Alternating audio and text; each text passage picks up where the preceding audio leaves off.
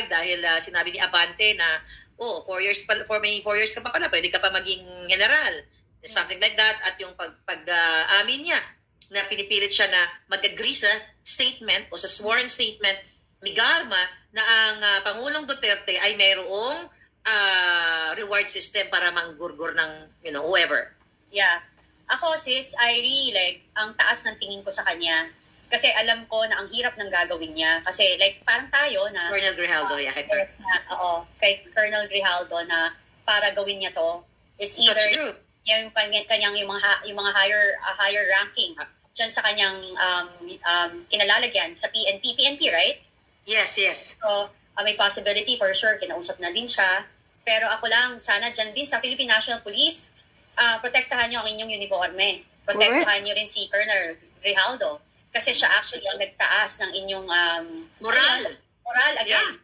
You know, it's not easy. Kita mo, di ba? Parang pinatawag siya ng NBI ba? Parang may kaso. Yes, sa kanya. Sabi ko nga kanina, na inuutusan ni Satanas, yung mga kapwa niya Satanas na halongkatin yung mga records na kung pwedeng hanapan ng butas o i-fabricate. Kung walang makita, tamnan ng kaso. Mando ni Satanas yan.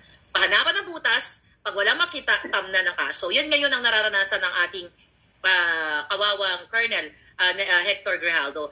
Yan yung sinasabi natin na may mga polis na tiwali. Ako minumura ko lahat ng mga yan. Pero may mga polis na mga matitino. So yun yung punto natin doon, sister. So talagang grabe ang nararanasan itong mga kapulisan na ito. Ikaw, marami ka mga kaibigan ng mga uniform personnel. Ikaw yung unang makakaramdam kasi nakakausap mo sila diretso Yeah, alam mo sis, nade-demoralize na. And yung ginagawa ng gobyernong ito, nila Liza, nila whoever is there, akala nila yung pangbubuli nila is natatakot ang tao. Remember, they have honor. Diba? Parang yung mga yan, pinag-aralan nila yan, narating nila, napunta sila dyan sa posisyon na meron sila, nagkaroon sila ng uniforme, ang military and mga kapulisan, because pinagpagura nila yan. So, alam mo, wag nang nilang pipikunin na alam ko pikon na, di ba? So, do not push their button kasi hindi nyo rin gugustuhin. And ako, nananawagan din ako dun sa mga binubuli nila na inuutusan nila ng hindi maganda. Lumabas din kayo para ma-back-upan din nyo si Colonel Grijaldo at malaman ng mamamayang Pilipino ang mga kabalbalan at kababuyang ginagawa nila sa inyo. Kasi, alam nyo, dapat nga, hindi kayo nagsisilbi sa kanila pag ganyan Kasi ang pera at tax ng mamamayang Pilipino nagbabayad sa kanila to sit there. Tapos sila pa yung mambubuli sa inyo. Alam niyo po yun, hindi ho tama. Itaas ninyo ang inyong moral. That's true, kasi kawawa lagi mga, ang problema kasi sis, ang pamunuan ng PNP at AFP, yung mga tiwali dyan, talagang kiss ass talaga. Talagang, sabi ko nga, dumidila talaga ka sa kipailabong ni Lisa para sa pera at para sa power. Tama. Sorry for my French, I always speak French here, yung mga jutang chinimes na French ko, di ba? So yan talaga ang dapat, it's long overdue na para sa taong bayan. Sabi ka ni Atty. Glanchong kagabi, hindi ginusto ng Diyos na mangyari sa Pilipino itong mga nangyayari ngayon. Isa lamang yung dahilan para awaken, magising. Exactly. Right? I believe in that. Kasi di ba sabi nga, kapag palaging okay yung feeling, we forget na may mga masakit mo. So ano yan, even sa buhay, yung akala mo ang dami mong pera, untouchable ka, and walang mangyayari sa'yo. Tapos biglang one day, yung isa sa family mo biglang nagka-cancer. One day, may accident na tragic, na hindi kayang bayaran ng kayamanan. So those are the things na nangyayari sa atin. We need to get hurt for us to realize a lot of things. Kailangan mabuksan ang ating isipan, puso't isipan sa pamamagitan ng kahirapan. Sa nangyayari sa atin ngayon, it's kahirapan kahirapan, sufferings. Diba? Yes. Tignan mo, Sisa, may nag-send sa akin si Z. Ayan, dahil pinag-uusapan natin, galing sa Philippine News Agency. US provides, ito yung sinabi ko, 84M to support Christine. Ang sinabi ko kanina, 87M. Kasi ang conversion ko is 58. Kasi kanina nagpadala ako sa palangga doon na nangingi sa akin ng maliit lang naman. Ay parang 58 yung sa Sendwave ako nagpadala. Tignan ko lang kung magkano value ng peso, US to peso Tignan ko lang dito. Okay? So my computation was 58. Ayan Sendwave 58 ang value ngayon Ayan, makita niyo yung mga palangga. So kaya ang computation umabot sa 87 million ang value ng 1.5 US dollars, 1.5 M na ibinigay namin dyan sa inyo. So anyway, now speaking of the yung pagtanong natin nasaan yung pera. Pero tingnan mo basahin lang natin to. May mga matatalinong nanonood dito. Enlighten us, okay? Enlighten us kung tama ito. Sabi dito, okay, US provides 84M to support pristine response. Okay? USAID, Philippine military personnel unload. US government donated emergency supplies from Singapore Air Force C-130 in Legazpi City, Albay on October 27 as part of the international support communities.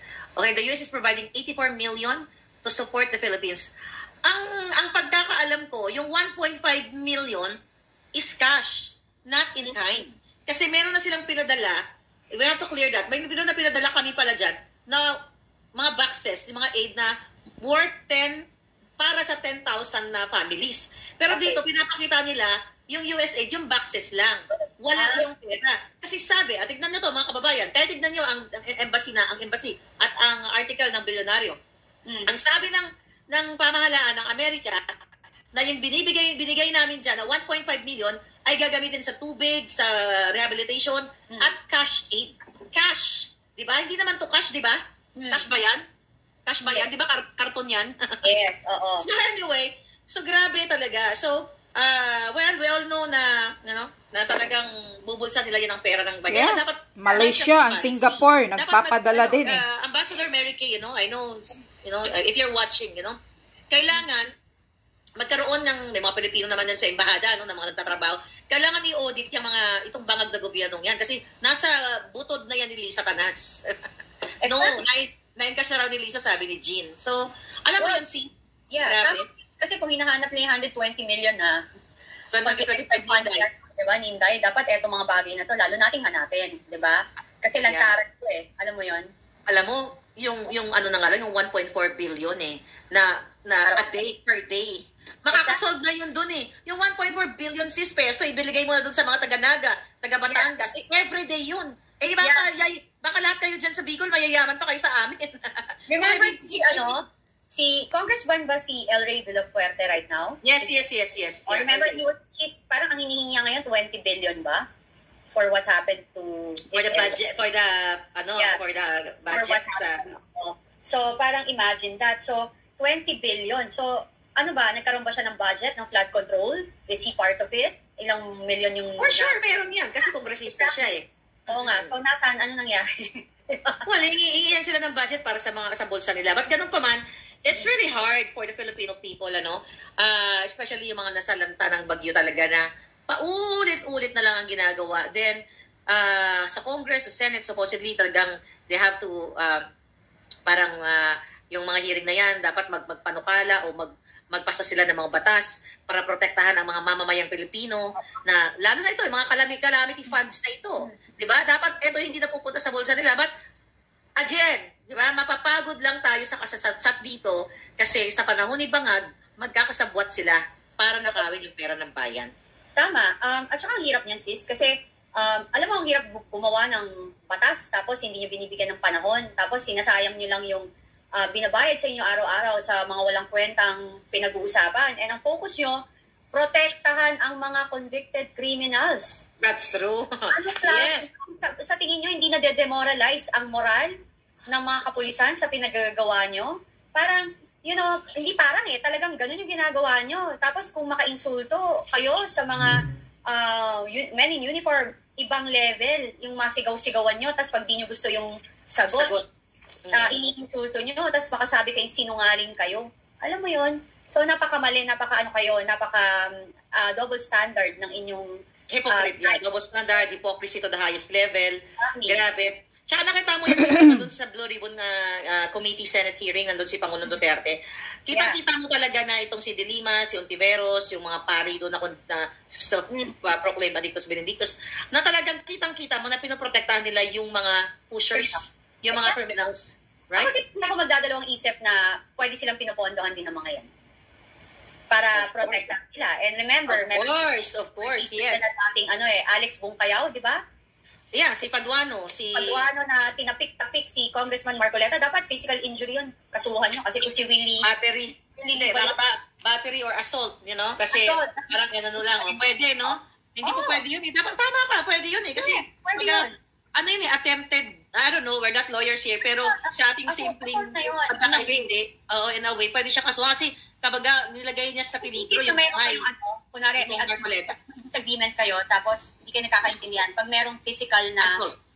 Assault yun. So, yung mga yan. Sabi natin kay Angkong Marcoleta, baka pwede niyang kasuhan si Paduano, gago yun.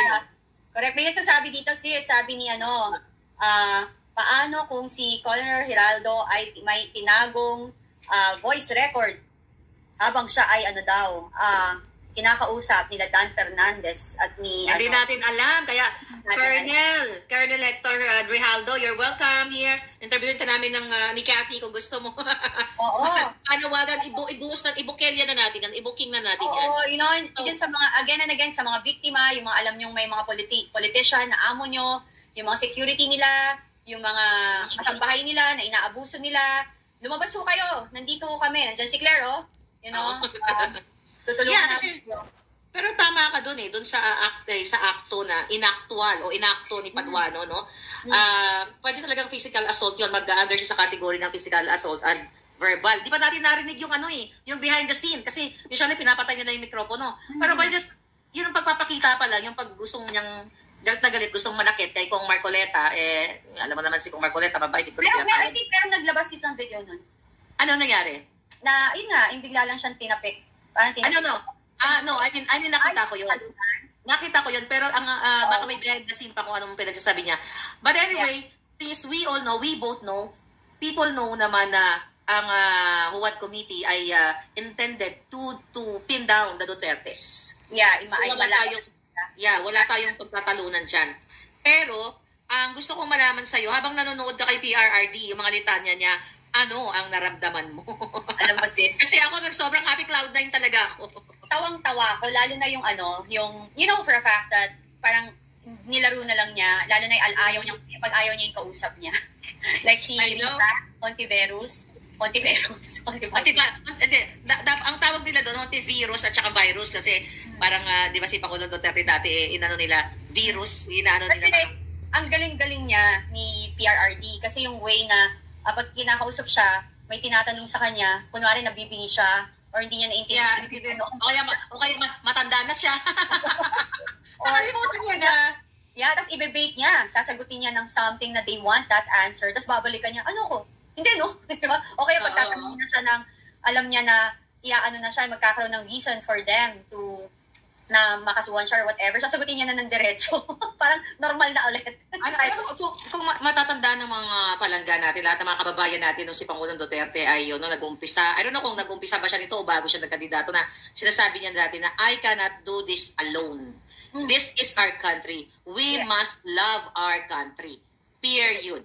Yung mga sinasabi ni Pangulong Duterte kasi talagang he was really intended to gurgur all the bangags. Di ba? Yeah. Kaya ganun naman talaga yung kanyang pagmamahal sa taong bayan. Yun nga lang, hindi yan kayang alam ng mga makakaliwang grupo, alam ng mga sindikato, katulad yung mga nandoon sa Senate hearing na kakampi ng mga sindikato, na tama naman ang pakikipaglaban ni PRRD. Pero ayaw nga nilang mawakasan yung mga sindikato at mga kriminal. Kasi tama ka nga baka pinopondohan sila nitong mga mafia na ito sa kanilang kandidatura. Kaya talagang wala silang makitang tama sa lahat ng sasabihin ni PRRD. Alam mo sis, it's so sad kasi kitang-kita mo ang daming nawawalang bata, ang daming namamatay, yung crime rate natin sobrang taas, hindi nila madidinayan. And ito nga, it's time for the policemen to reveal it kasi sila rin yung nirereklamuhan and sinasabihan. And yun di ba parang kailan pa ba tayo gagalaw kapag tayo na yung biktima? It's too late, di ba? Parang hindi na talaga tama yung mga nangyayari kasi as you can see talagang etong mga nakaupo dyan, na iilan lang naman, sana yung karamihan na, they don't like what's happening, tumayo na rin kayo. Kasi ang baboy na po ng tingin ng ng gobyerno, hindi na mo maganda yung reputation. Ang pangit, especially like napapanood ng tao, pinagtatanggol nila, binababoy nila ang kapulisan compare sa sa krimen. Yes. Di ba ang pangit? Yes. Recently, parang may statement si Bersamin, ano? Was it Bersamin? Okay. Meron siyang statement na ang konteksto na bumababa yung crime sa Pilipinas at parang peaceful ang Pilipinas. Can I ask you, peaceful ba kayo ngayon dyan sa Pilipinas? Dapat ang tanong ko, sila ba nakakatulog pa? Sa dami ng problem. Anong peaceful? Tingnan mo nga nangyayari sa atin. Paano tayo naging peaceful? Yung baha pa lang, hindi na at peace yung mga tao, galit na yung mga tao diba? So, anong peaceful na hindi ka makalabas ng tahimik? Anong peaceful na ang droga is rampant all over, mura? Diba? Yan ba peaceful? Alam mo, Bersamin, ano po, ayoko naman magpo. Naaano ko. Alam mo, ako hindi ko kaya magpo sa mga putang ina yan. Sorry, sis. Alam ko hindi ka pala mura, pero pabana ko ng konti ngayong moment. Anyway, hindi nila deserve ang pinupo. My God, hindi nila deserve. Hindi ko alam. Sabi nga, di try nyo lumabas, punta ko kayo ng Tondo or like ng Manila area. Yun na, maglakad kayo doon. Then tell us kung ano. Pero walang security yung normal. Yung parang ginagawa ni Tigong na nagta-taxi siya, di ba? Yes. Ito yung sabi ni Bersamin. Okay, recently, few days ago. Sabi niya, dahil nga sinabi ni Pangulong Duterte na tungkol sa yung epekto ng droga, papag-usapan natin yung mga epekto ng droga sa mga kamag-anak, kaibigan, kapitbahay. Sabi ni Bersamin, with due respect to former President Rodrigo Duterte, there is no truth to a statement that crime remains rampant in the country. Sabi niya, statistics from the Philippine National Police shows the complete opposite. There has been a widespread decline in crime across the board. Moreover, we have achieved stability and maintained peace and order in our country without foregoing due process nor setting aside the basic human rights of any Filipino. Further, the incident which the former president cited of a drug raid in San Miguel, Manila, kasi may na-raid doon, is based on outdated information. In that case, one suspect was arrested, drug paraphernalia was seized, and his partner is now being pursued by law enforcement. All of this shows that our country is safer, our people more secure, and our future more assured that ever before under the stewardship of President Bangag Jr. Okay, bago ko tanong mga kababayan ngayon, widespread daw sis ang pagbaba ng crime at peaceful daw kayo dyan. Oh exactly. God. Sabi ni Filda, ni Casio, anong peaceful? Kaliwat kanan ng akyat bahay dito sa amin. Sabi naman ni sino to? Asa na yon? Paano peaceful kung maraming missing person? Araw-araw may post sa social media, Marian Yu. Sabi niya. Yung isa naman sabi niya, anong peaceful? Pestful, hindi peaceful. Pestful. Mga peaceful? Peste. Araw-araw ilang kabataang nawawala, pinatay, may rape. Peaceful, di ba? Peaceful yan sa mukha mo, Bersamin. Red lipstick ako at eyeliner kasi Halloween. Yes. Maglakad ka nga. Counter natin yan. Di ba Bersamin sa kalsada? Tingnan ko. Yeah. Mukha mo. Peaceful, daming patayan, daming namatay, daming binaril. Or si sister ko. Di ba, babalik yan? Okay, babalik yan muli. Wala kang alam, Bersamin. Hiya ka, matanda ka. Tatapak ka yung lipstick mo. So, sa San Nicolas, may nagurgur doon si Maki Barba. In connection sa eleksyon. Di ba? Itong parating na eleksyon. At itong Barba nito, si Maki Barba. Kay Congressman Angelo Barba na pinsan ni Bangag. Sis, tuloy-tuloy ang daming gurguran doon. Actually, may open letter from San Nicolas, Ilocos Norte. Ito, Bersamin, makinig ka. Basahin ko lang sis para sa kaalaman ng mga tao bayan. An open letter to His Excellency, the President of the Republic of the Philippines, Bangag Jr. Ako na nagsabi ng Bangag. Sabi ito, Dear Mr. President, greetings of peace and unity. I write to you as a concerned citizen of San Nicolas, Ilocos Norte, a place that is not only your home province, but also one that carries the hopes and aspiration of its residents, especially during these challenging times. Ilocos Norte is the proud home province of your esteemed family. The region is closely tied to you, with prominent members of your family serving in various capacities. Senator Amy Marcos, your sister Governor Matthew Manotoc, your nephew, District 1 Representative, District, wait a minute. Yeah, District, si Sandro, Representative Sandro Marcos, Second District Representative, First District si Sandro Angelo Marcos Barba, your cousin, with such close familial ties, our province and its people feel a special connection to your leadership, placing great hope and trust in your commitment. Pero sabi dito, however, despite our faith in your government, the recent tragic events in San Nicolas have left our community in shock and fear. Di ba? Within a short span of punong barangay, one punong barangay from 5 and one from 6, who also held the esteemed position of Liga ng mga Barangay President and the direct relative of Congressman Barba, o tama, kamag-anak ni Barba, have lost their lives under the suspicious circumstances together with 2 young civilians who were brutally gunned down. Moreover, other barangay captains in San Nicolas are reportedly receiving death threats, heightening the fear and unrest among residents and local leaders. Anyway, sabi dito, the incidents are deeply unsettling and strike at the very heart of the peace and order that we aspire to maintain in Ilocos Norte. You know what, hindi ko na mabasa medyo baba. Pero ang sentimiento nila, to counter that, na sinabi ni Bersamin, na tahimik, widespread peace and order, chuchuchucho.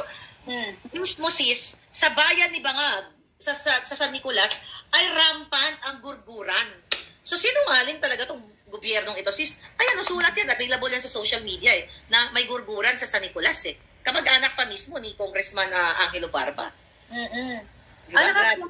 Kasi talagang it's all about yung greed for power, fame and money. So, ayaw nilang umalis. So, parang kapag may kumukontra sa kanila at nakaposisyon din, gagawa nila ng issue, gagawin nila lahat para matanggal. Oo, di ba? Maguruguro nila. So, yeah. Yes, so, tatanungin kita. Kasi itong namatay na si Maki Barba, barangay captain at liga ng mga barangay leader yata. Tatlo sila di ka ba nagtataka? Nabalag ko na to. But I want to ask you as an ordinary warrior, okay? Di ba dapat nasa bayan nila to? Ilocos Norte to, o di ba? Sa mga kababayan ko, mga Ilocano dyan, mga naimbag na rabii, yan lang naman ang alam na sabihin nila, Aimee. Di ba? Mga kakailian. Parang si Risa Tiveros lang na salamat kaayo. But anyway, going back, walang pronouncement. Si Marcos Jr., si Liz Satanas, hayaan mo na si Liz Satanas, di naman, lagi na, si Aimee, si Sandro, walang sila talagang condolences dito sa mga namatay. Hindi ka ba nagtataka? Ikaw, walang mga pakialam nga. Meron, kasi especially kung kamag-anak mo. Diba? Kamag-anak ng pinsan niya, parang hindi siguro connected, pero kamag-anak ng pinsan niya. Pero doon ang sa baluarte mo Exactly. Doon yung sa bayan mo Right? Correct. Yeah, kahit sabihin mong kaaway mo yan kung may namamatay, di ba? Ganun yun Well, it's a sign of, parang senyales siya na hindi talaga sila magaling or maayos na leader ng ating bansa. Ganun lang kasimple, sis. Kasi pinapersonal nila yung mga bagay, di ba? Ang dami nagsasabi na, sa totoo lang, ginagantihan nila ang mamamayang Pilipino kasi kaya ginagawa nila ito lahat. Kaya sila nagnanakaw, kaya sila, alam mo yun, inuubos nila, kaya ano ba yan? Yes, inuubos sila kasi for how many years, nababoy daw sila, you know. So, it's not like, baka yun diba? Yun na din iniisip ko. Sila bumaboy ng Pilipino. Exactly. Ginantihan ang mga Pilipino ng Marcos. It's not permanent. Everything is temporary. Walang permanent. Ultimo baka anytime lumipad na yan, mga yan. Paliparin na natin. Lumipad na. Paliparin na natin ang mga jutang Genevieve. Ang daming Christian lubutan dyan sa Congress. Naku po. Ay, nako, explain mo yan sa ating mga kababayan. Diba? Ano naman mga lubutan dyan? Mga lubot nila. Oo, ano gagawin? Na. Kasi maraming nag-post. Yeah, go. May nakarating din sa akin na mukhang nagbabaliktaran na. Kasi parang nararamdaman nila na may lilipad at may lilipad, may agilang, you know. Yeah. Parang gano'n no? Yeah, the Phoenix the Phoenix is PRRD and the eagle will soon fly. Will soon fly, diba? Fly, diba? So, ano yung naulinigan mo? Kasi iba din kasi yung mga puting ahas ko, iba din yung sa'yo Ano naulinigan mo? Mukhang after na nag-expose si Colonel Grijaldo, mukhang, you know, na may mga natatakot na sa Congress. Ano yung naulinigan mo? Well, ako narinig ko maraming lalabas pa na ebidensya, maraming taong magsasalita pa, napagod na sa mga pangyayaring to. So, hindi na sila nagagandahan sa mga pangyayari sa ating bansa, lalo na itong nakaraang baha, na malalang baha, plus the fact na yung PhilHealth funds natin. And alam mo ba na, sinend ko ba sa iyo yun na wala man lang ka-remorse si Recto about it. Nabasa ko lang. Hold on. Hanapin ko, sis. Pinasa ko siya. Dinownload nila yung PhilHealth Fund sa national government na supposedly 90 billion. It will help the Filipino people sa lahat. May sakit, yung mga tinatanggihan sa ospital. Kaya nakakarira-marig, nakakagalit. Alam mo kung may power lang si Mickey Mouse ngayon, si Marika Mouse, nilunok ko na silang lahat. Diba? So, kahit anong gawin yung panggugurgur, gurgurin nyo man kami dito sa YouTube or ano man, hanggang kailan yung panggugurgur nyo. Kasi pag ang Panginoon na ang sumingil sa inyo, baka hindi natin malaman kung ano yung mga pangyayari sa buhay nyo. Diba? Hindi na kayo magising. Diba? Sabi ko, hindi magising. Pangunguting kayo, ma-overdose kayo. Mahulog kayo sa kanan. Mahulog sa kanan si Lisa. Madulas kayo sa baso. Diba? Magbatuhan na naman sila ni Bangag, diba? Makode blue na naman. Makampasan naman ng Samsung phone. Magampasan na naman, di ba? O mag-orgy sila. Pag nag-orgy sila, na-overdose sa mga... Hindi mo masabi. Kahit nasan kayo, kahit yan sa Congress, madulas lang kayo, hindi mo masabi, di ba? That's true. Alam mo, it all boils down. Itong mga pinag-uusapan natin, we talk about this every day. Pinag-uusapan ng OFW, ng mga Pilipino, nasa ano man sila, nasa party man sila, nasa pagkainan o saan man sa trabaho. They talk about the problem, yung malalang sistema sa ating bayan. Pero sis, this is headline now. I want to connect this headline, this pangyayari sa Senate hearing, Blue Ribbon, o nagaganap sa ating bayan. I don't know if you're familiar with the issue na right now. Sinabi ko nga kanina, yung John Wayne Sase na artista, child star, na di umano, allegedly, siya ay gumurgor ng kanyang kaibigan, kapitbahay. Nabasa mo ba? Na-scan mo man lang at least yung balita na itong child star na ito. Now, user siya na hindi natin alam yung kwento kung bakit siya gumurgor. Binaril niya yung kaibigan niya. Kanina, na ang aking si John Wayne, ito yung mga ganito'y biktima ng illegal na droga. Ito yung pinoprotektahan ng mga makakaliwang grupo. Hindi ko sinabi na inosente si John Wayne. Diba? Kawawa yung pamilyang nagurgur. Kung siya talaga, kasi wala pa namang talagang investigation na siya talaga. Kasi alam mo na, they can always twist the ebidensya. Alam mo naman, hindi natin alam kung meron ba nagtanim sa kanya ng ebidensya or what, siya ba talaga ang gumurgur. But again, I just want to talk about the impact of the white powdery substances, different substances. Yes. Sa buhay ng ating mga kabataan, you as a mother, me as a mother, as a sister, di ba? Yes. Ramdam natin itong mga illegal pulboronic na ito, itong mga substances na ito, na talagang sumisira sa kinabukasan ng ating mga kababayan. At isa dito, ang nakikita ko dito, si John Wayne Sase, na biktima ng white powdery substance because pinoprotektahan ng mga tiwaling nasa gobyerno ang pagbebenta o pagmamanufacture ng white powdery substances na ito na nagiging available. Hindi lang sa mga kaidara niya, even now sa mga elementary students. What is your take about it, sister? Sis, alam mo, hindi kasi maintindihan. Like, yun nga yung nakakalungkot. Kaya ako, ang trigger ko talaga ibang level sa bullying, sa drug addiction, sa users, tapos yung mga nagbebenta niyan. Hindi ako forgiving na pinoprotect nila yan or gina-justify nila. Like, even yung sa hearing, ba? Sinong testigo mo dun? Pusher. User. Drug lord. Convicted criminals. Yeah. Bakit hindi nyo gawing testigo yung mga biktima? Kung ano yung trauma nangyayari sa kanila bilang biktima. Alam mo ba, sis, kapag meron kang isang kamag-anak na nagdodroga, para kang you're parang living hell. Kasi palagi iniisip mo, anong gagawin niyang mali? Magnanakaw ba siya? Mananakit ba yung gamit mo sa bahay? Exactly. Which is nangyari kasi sa akin eh. Diba kaya alam ko, first-hand experience ko yan. Mananakit ba siya? Diba? Mananakit ka ba? Yung parang nananahimik ka lang. Nandiyan ka lang sa isa. Ako, yung experience ko, yung nagsha-shower lang ako, sinaksak ako ng ballpen sa gilid, diba? Alam mo, after ko na mag-shower, sexy lang daw ako. Parang, those para lang sa kaliwanagan ng lahat, baka kapapasok lang. Ito yung impact ng illegal na white powdery substances. Different kind of substances. Na-imagine mo, your ex-partner, na mahal ka, kasama mo for 10 years, kaya kang saksakin, nagsha-shower ka lang, sinaksak ka ng ballpen na gano'n-gano'n na lang. Balik tayo doon sa kwento. Can you tell us, again, para sa mga bago na, ano ba yung nag-trigger? Pasabog ba siya nun, yung ex mo? Yes, umuwi lang siya kasi hindi ko kaya magpuyat ng matagal. Alam mo yon, parang kapag kunwari 8 or 9, nagyuyon na ako. Kaya nagyuyon na. So, ang ano ko is, so pinababayaan ko siyang lumabas, sis. Pinababayaan ko siyang lumabas. Sasama ako minsan, tapos uuwi din ako. So one time, kasi nung na-meet ko naman siya, grabe ako mag-exercise everyday talaga. Nagbo-boxing ako, nag-gym ako, for hours nga yan eh.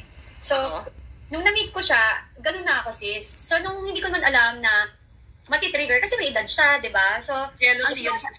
Oo. Yeah, sa umpisa, pinababayaan niya ako. Tapos eventually, bigla nang nagagamit against me. Yun, praning, na nagagamit niya na bakit nagpapasexy ka ba? Gusto mo maligawan ka? Sinasite ka.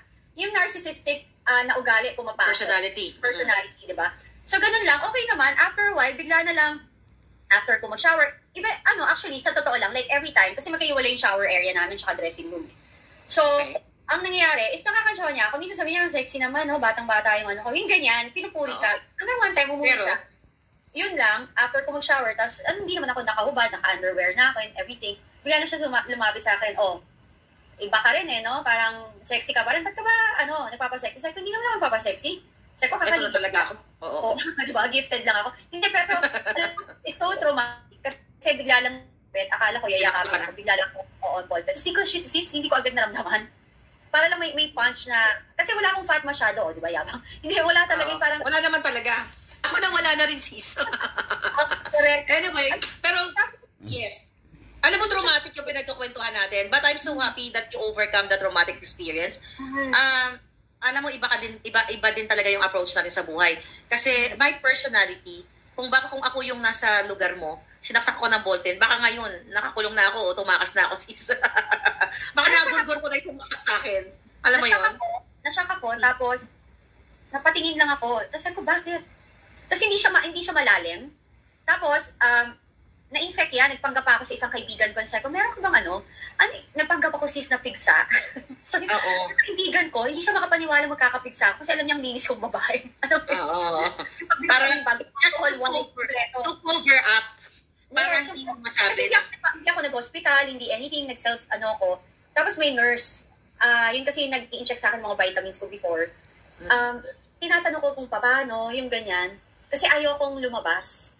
So, tapos ako rin, yung mga gano'n na praning, tapos is very violent, very very insulting kapag nagda-drugs ka, yung bibig, ini-insult ka, abuse, verbal, diba, abuse ka. Physical, kompleto. Kompleto, sis, kompleto. Even my employees. Alam mo, may pagkakapareho talaga sila, no, ni Liza at ni Bangag. Kasi di ba sila nagliliparan ng mga cellphone, nagbubugbugan, naglalaglagan sa hagdan. Eh ikaw, hindi ka naman nananakit kasi you're not dependent sa organic substances. Correct. So, natatandaan mo ba kung ilang beses ka talaga nasaktan ng ex-partner mo because of the pulburon? Yung bago kami, mga 4 naman. 4 times? Yung first is like, I'm defending somebody. Alam mo sis, hindi ko matandaan, sa totoo lang, kung tinulak niya ako, or sinuntok niya ako, bumagsak ako, maraming witness nun. Tapos, nag-collapse ako, tapos they carry me, kasi may mga bisita kami, may Spanish restaurant sa Davao, yung sa Marina area, yung sa kanila dito. Bago lang kami noon. Kasi ayoko talaga sis na may ugali ako na kapag ayoko talaga ng may na-aape or na-insulto. Lalo na yung mabababa lang yung... Yung ordinary citizens. Oo, di ba? Parang pag ganun pumipitik ako eh. And pwede mag-testify niyan yung mga empleyado ko sa Davao na ayoko talaga, even sila hindi sila pwedeng pagsalitaan. Alam mo yun? So ganun ako sis, pumipitik ako. May yung first na namin hindi pagkakaintindihan is that one. Bigla na lang nag-blackout ako. Hindi ko na matandaan kung may di ba sabi sa'yo may ko dito kaya kalbo ko dito. So kasi nahulog ako. May poknat ka. Yan naalala ko. Tumubo na pero ayan ata. Tingnan mo nga. Basta somewhere there. Ayan. Grabe ang mga physical Ayan sis. Oo, meron. Ayan mga kababayan. Hindi ako in hospital sis eh. So umuwi kami. So I thought wala lang, 'di ba? So I think yun eh. Parang nagkaroon ka ng memory blackout or something. Kasi sabi ko anong nangyari? Tapos natakot sila kasi medyo tumatagal na hindi ako nagigising kasi nagising ako, di ba? May mga tao doon marami. Then, what I did, pagising, the next morning, sis, doon na. Ang sakit, sumakit yung ulo ko. Bukol na. Oo, tapos nakita ko yung pillow ko may blood. Hindi naman madami, pero may dugo. So, yun. Pero he apologized. Pero imagine paano kung namatay ako. Yan yung very forgiving eh. So, imagine na yun. Kaya masabi ko nga sa mga palangga ko dito, kung merong mas matapang at stronger dito, compare you and me, iba ka. Kasi I'm grateful kasi wala talagang lalaking lumapat ng ganyan sa akin. Kung meron, baka kasama dun sa death squad ni Pangulong Duterte nakalibing. Just kidding aside. Yeah, correct. Nakakatawa nga sis, like even yung meron akong narinig, may common friend kami na sinabi na, oh, wag niyo nang kaibiganin si Cathy, kita mo, nilaglag niya sila. Parang sabi ko, wala akong nilaglag. Sila ang unang nanglaglag sa akin sa pang-aabuso, pangbubuli sa akin. So ngayon, lumalaban ako. So pag sila nang bubuli, sasagot ka, sabihin mo yung story mo, ikaw na ngayon nanlaglag. Umpisa pa lang, binubuli ka na di ba? Sabi ko kasi, sis, finorge nga yung signature ko Tinransfer yun yung kotse. Yun nga, di ba? Kakasuhan ko nga yun. Isa pa nga, nasa Amerika, na finorge yung signature. Paano nalipat yung pangalan ng kotse yun sa kanya? It's carnapping yun. Automatic yun na makukulong sila. Forgery, carnapping, kung ano pa man. Yan. So, those are the things na sabi ko nga, grabe itong mga bangag na ito. I'm just asking you, ako kasi na yung tukol doon kay John Wayne yan. Kasi yung partner mo at si Bangag, matanda na sila. Kumbaga malapit na sila sa hukay. Pero ayaw pa rin din na tumigil sa ipinagbabawal na white powdery substances. Itong si John Wayne, hindi siya dahil iniintindi natin. Kasi maraming mga kabataan na vulnerable na talagang mahina ang panglaban sa mga illegal na pulburon o illegal na droga. Ang punto de vista ko, kasi napanood ko yung interview, I'm just sharing ito, kababayan. Napanood ko yung interview, nangihinayang ako sa batang yon dahil may career, gwapo, may tsura, matalino, mukhang maayos naman na bata, magalang, address, nakita ko, napanood ko yung mga interviews niya, yung kanyang mga kapitbahay, love na love siya.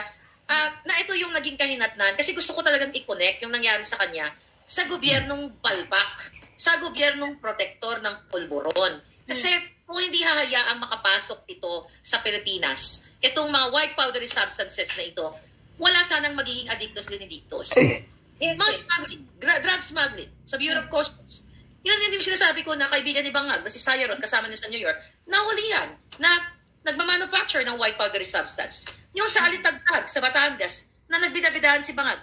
Baka nga, kasi recently lang niya, baka nga yung white powdery substances na o pulburo na yon o asin na yon na nahuli sa Alitagtag, baka yun na yung niripak at ibinenta doon sa, o yun ang na gamit ni John Wayne, if under the influence siya nung ginawa niya yung krimen na yon, kung totoo man, allegedly, na siya ay gumawa ng krimen, but wala pa tayong clear investigation dyan. We're just speculating right now.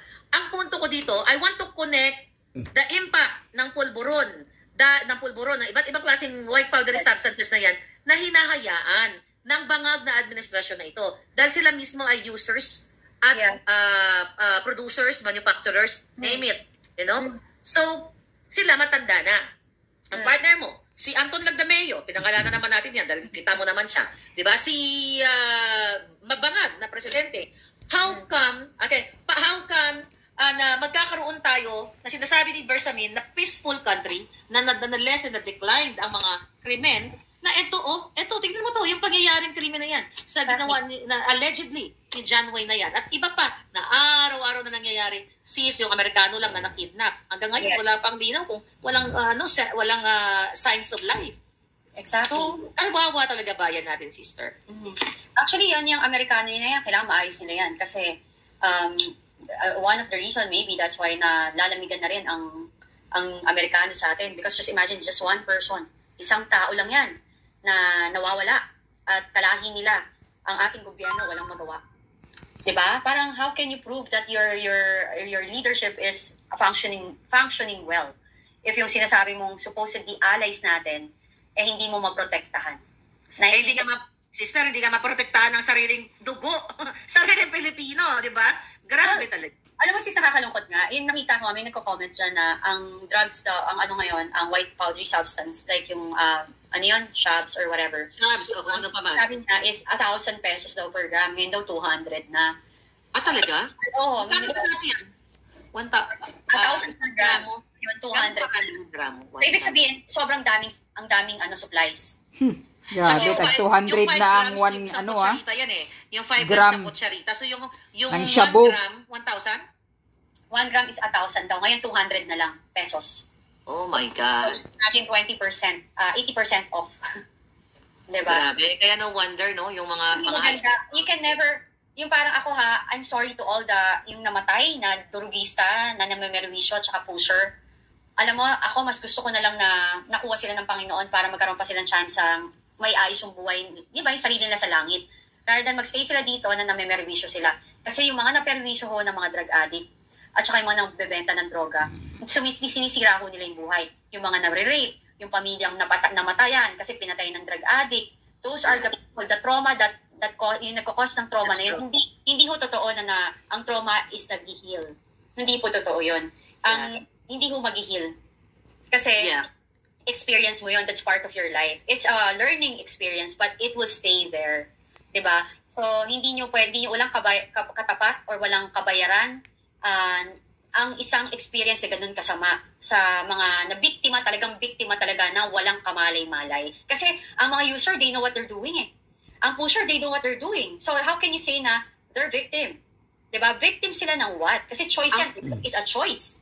Pinili mong gawin yan. So, you need to take responsibility of that choices. Diba? Na ginawa mo sa buhay mo. Dapat panindigan mo. Ganun yan eh. So, ngayon, pag sa kanila may nangyari, biktima sila. Yeah, tama.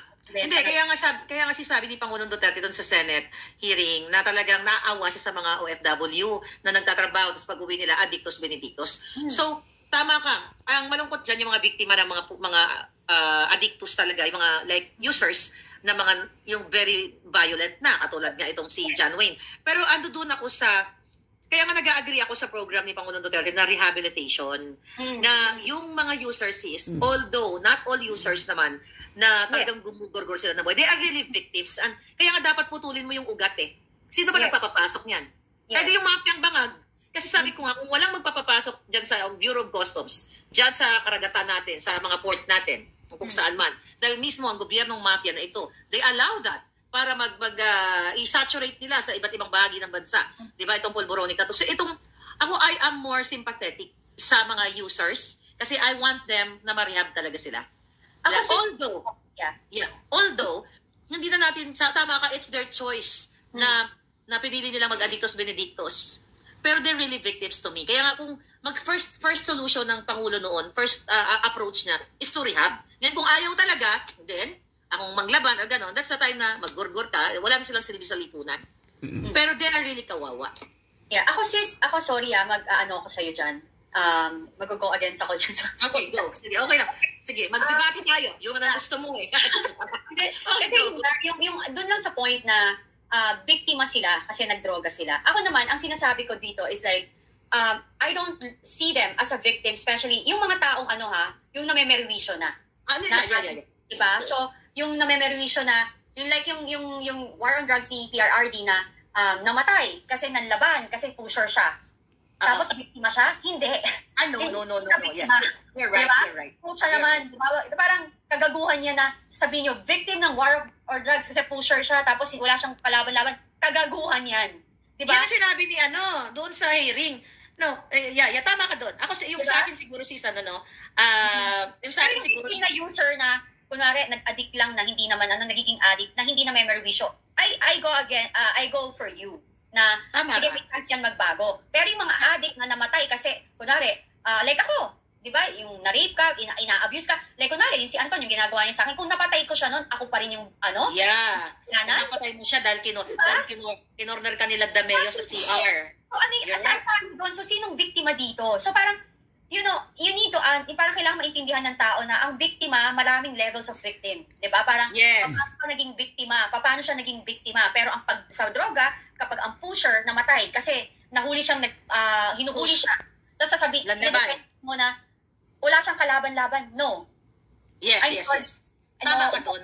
Hindi mo na sinabi yon. Pero I mean sa akin, na dedependahan mo, una, hindi mo alam kung ilang buhay ang sinira niyan. Katulad ng sinasabi mo, sis, na ikaw, you go for people who uses drugs, yung mga kabataan na they merong chances to change, right? I believe in that.